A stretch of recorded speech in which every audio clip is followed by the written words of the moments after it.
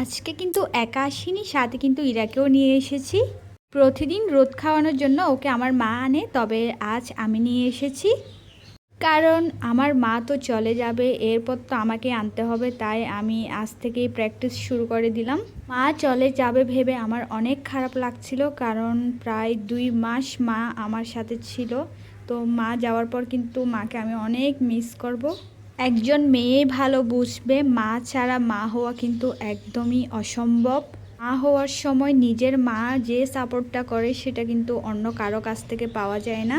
এতদিন আমার মেয়েকে সবচেয়ে বেশি যত্নে আগলে রেখেছিল আমার মা। আমার মায়ের বুকেও বেশি ঘুমাতো। আজকে ছাদে কমলা নিয়ে এসেছি, এখন খাচ্ছি।